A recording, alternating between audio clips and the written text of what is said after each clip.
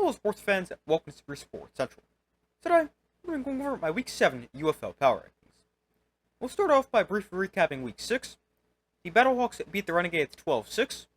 The Roughnecks defeated the Showboats 21-20. The Panthers dominated the Defenders, winning 38-14. And the Stallions destroyed the Brahmas, winning 26-3. But getting into this week's rankings, beating things at 8, I've got the Brahmas.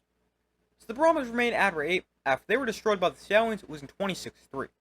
And this is the second straight week for the Brahmas they've been blown out, as last week they lost to the Roughnecks 27-3.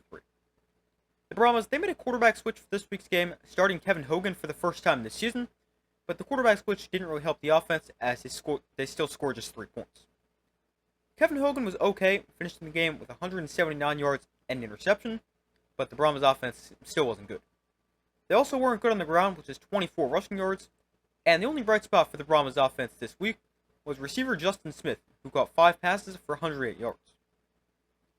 Then the defense for the Brahmas was terrible once again, allowing 26 points and over 300 yards of offense, but another tough loss for the Brahmas. They look like easily the worst team in the UFL, and I've got them at number 8 in my power rankings. 7th, I've got the Showboats. So the Showboats remained at number 7 after they lost to the Roughnecks, losing 21-20. The Showboats weren't terrible this week, and they played a close game, but they couldn't get the win. The Showboats' offense was decent with 20 points, and quarterback Dresser Wynn had another pretty solid game, as he finished the game with 207 yards, a touchdown and interception, as well as 16 yards and a touchdown on the ground. And the Showboats, they were decent running the ball with 83 yards and a touchdown on 3.5 yards per carry. Then the Showboats' defense played fairly well despite allowing 21 points. They only allowed 209 total yards and 3.9 yards per play, and the defense overall played a really good second half, except for the final drive when they needed to stop to get the ball back. But the Showboats, they're definitely improving, especially offensively with Dresser Wynn at quarterback, but the Showboats, they did lose this week, and they're still 1-5, so I've got them at number 7 in my power rankings. Coming in at number 6, I've got the Roughnecks. So the Roughnecks enter at number 6 after they narrowly beat the Showboats 21-20. The Roughnecks definitely didn't play their best game, but they were able to get the win. The offense was okay, and quarterback Jalen McClendon had a solid game with 141 yards and a touchdown, although the Roughnecks did not run the ball too effectively, which is 67 yards on 2.7 yards per carry. Although the Roughnecks offense did have a good drive to seal the win, as they went 13 plays for 46 yards and took the final 5 minutes and 47 seconds off the clock. Now the defense for the Roughnecks, they were pretty good. They did allow 20 points, but they forced 2 turnovers and returned one of them for a touchdown, which ended up being the game-winning score. But despite this not being their best game for the Roughnecks, they got a big win. They're now 3-3, and they're able to keep pace in the USFL playoff race. And now they're just one game behind the Panthers and Stallions in the USFL conference. The Roughnecks, they do have a really tough remaining schedule, as they play the Stallions, Defenders, and the Panthers twice. But the Roughnecks, they've been playing a little bit better, winning 3 of their last 4 games, and definitely have a chance to make the playoffs. I can understand having them higher, but I've got them number 6 in my power rankings. Coming in at number 5, I've got the Renegades. So the Renegades fall from number 2 to number 5 after they lost to the Battlehawks, losing 12-6. And this was not a good performance for the Renegades. Their offense was terrible, which is 6 points, and they did not score a single touchdown. They also turned the ball over 4 times. Quarterback Luis Perez threw for 145 yards and an interception, and the Renegades also weren't very good on the ground, which is 3.3 yards per carry. But this is another bad game for the Renegades offense, and so far this season, they've been very inconsistent on a game-to-game basis. In Week 1, they were great, with 32 points. But then Week 2 and Week 3, they struggled with 11 points in Week 2 and just 9 points in Week 3. Then they were good again in Week 4 with 30 points, and in Week 5, they were even better with 33 points. Just for here in Week 6, they only scored 6. But the Renegades need to be more consistent on offense because the potential is there, but they just need to be a lot more consistent. Then the defense for the Renegades, they were pretty good this week, allowing just 12 points and 171 total yards. And they definitely put the team in a position to win, but the offense really held the team back, and that's why the Renegades ended up losing. But the Renegades, a tough showing, especially offensively, and I've got them falling to number 5. 4th, I've got the Stallions. So the Stallions move up to number 4 after they dominated the Brahmas, winning 26-3. The Stallions' offense played pretty well with a season-high 26 points, although they now have more injuries to the quarterback room, which is already extremely banged up. They're already starting their 3rd-string quarterback, Case Cookus, but he got banged up throughout this week's game, and he was forced to leave the game. Then 4th-string quarterback Andrew Peasley entered the game, and then he left due to a knee injury, and he did not return.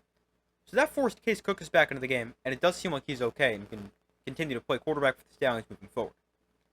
But Case Cookus actually ended up with a pretty good stat line, finishing the game with 166 yards and 2 scores, and the Stallions as a team threw for 245 yards. The Stallions, they were also decent on the ground with 84 rushing yards and a touchdown, and then defensively with the Stallions, they were great. They allowed just 3 points and 178 total yards, while also getting 3 sacks and forcing 2 turnovers. A solid performance for the Stallions. Still, I don't think it's their best performance, but it was much better than last week where they lost to the previously winless Showboats. But the Stallions need to get healthy at the quarterback position, but still a decent game, and I've got them at number 4. Third, I've got the Battlehawks. So the Battlehawks, they stay at number 3 after they had an ugly win over the Renegades, winning 12-6. This was not a good game for the Battlehawks, but they were able to get the win. The Battlehawks offense did not play well with just 12 points and 171 total yards of offense, and quarterback Max Duggan really struggled, as he completed just 36% of his passes for 93 yards and a touchdown, although he was effective on the ground with 49 rushing yards. The Battlehawks as a team did run the ball pretty effectively with 113 yards on 4.3 yards per carry, and wide receiver Hakeem Butler caught another touchdown, and now on the season for Hakeem Butler, he has 3 catches for 154 yards and 3 touchdowns. Then defensively for the Battlehawks, they were great. They allowed just 6 points and 210 total yards, and they also forced 4 turnovers. And defensive end Pita Tamanapenu had an insane game with 2 sacks, 2 forced fumbles, and a fumble recovery. But this wasn't a pretty win for the Battlehawks, but they got a much-needed win. They're now in control of the second playoff spot in the XFL Conference, and I've got the Battlehawks at number 3. Second, I've got the Defenders. So the Defenders, they fall a spot to number 2, after they had a tough loss to the Panthers, losing 38-14. The Defenders' offense only scored 14 points, although they did move the ball fairly effectively. Quarterback Jordan Tanamu threw for 259 yards and 2 scores, and wide receiver Chris Rowland had a big game with 9 catches for 144 yards and a touchdown.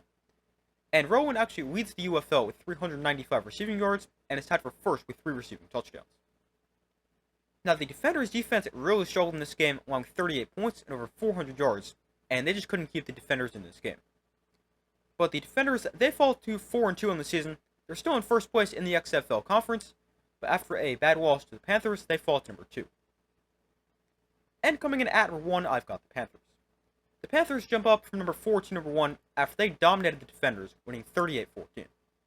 The Panthers' offense was great with 38 points and over 400 yards, and their 38 points is the most points scored by any team yet this season. Quarterback Bryce Perkins had an insane game, and he's your MVP frontrunner until further notice. And Perkins finished the game with 188 passing yards and 2 passing touchdowns, as well as 76 rushing yards and another rushing touchdown. And I think Bryce Perkins was even better than his stat line suggests, but a great performance from Bryce Perkins. The Panthers, they were also great running the football with 213 rushing yards and 3 scores on 5.6 yards per carry, and 94 of those rushing yards came from running back Toa Taua. The Panthers' defense also played really well, holding a good Defenders' offense to just 14 points. But this was a great performance for the Panthers. I think this is the best single-game performance for any team yet this season. And after that, I've got the Panthers jumping up to number 1 in my power rankings. But those are my Week 7 UFL power rankings. Thank you guys for watching. Be sure to like this video, subscribe, turn notifications. I do my best to post as often as possible, and I will see you in the next video.